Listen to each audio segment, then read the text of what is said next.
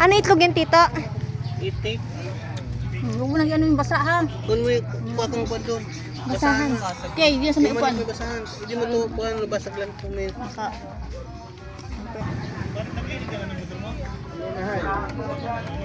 Mga motor nyo, ay yung kondisyon nyo. May ilaw na niya? Yung manok Roy, sakay mo kung kalimutan ha. Manok! Pero yung manok ko, dyan mo lang sabi. Paligoy mo muna sa dagat, Roy! Manok, yan lalagbayong. Manok. Madagat pa. Ay, Tutuin mo na yan. Pag ilarbo sa daet, bigay mo na. bigay ka mo yan, kiti kapapa ka mo yan. Tama tayo, yung manok mo kailan daw. Iwas. Hindi yan dyan sa labas, itatali lang yan sa may upuan eh, patayin dyan. Parang arag ka itong manok ko, linagay sa ilalim itong bat. Puro nanginitong na. Pero nanggana to. Gagana.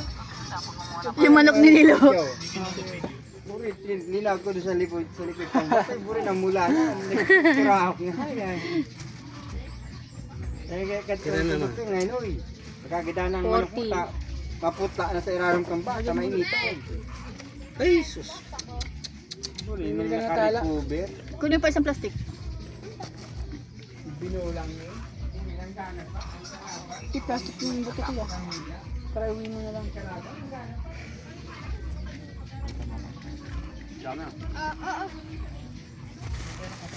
Ayun yung kinukuha ni Puti dun eh.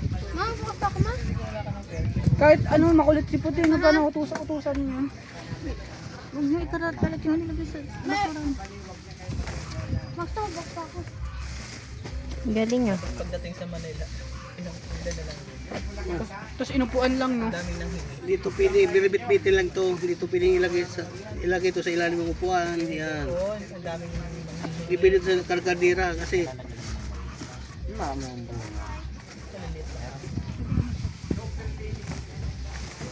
Last year. Kala yung mga buto ha.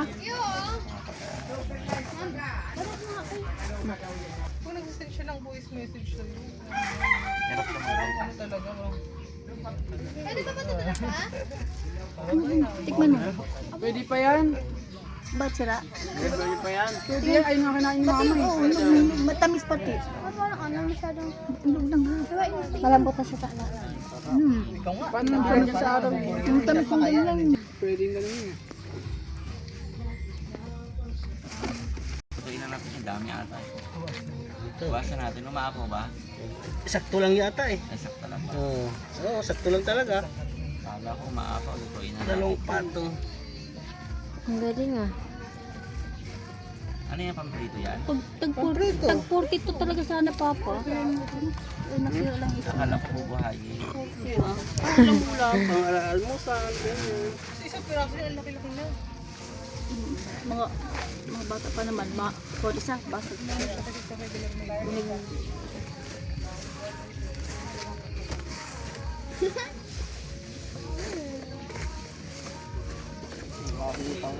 Wow, ang talaga?